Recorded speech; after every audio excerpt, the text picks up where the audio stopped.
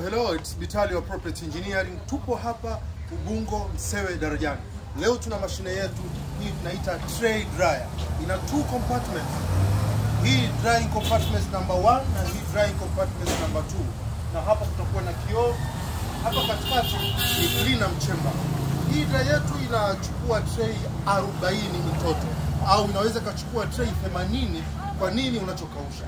Ina tire ambazo ni heavy duty tire kama mnavyoiona, ambazo zote zina brake system. Nikibonyeza hapa maana yake nimefunga brake system. Kwa nyuma inaonekana namna hii, inatembea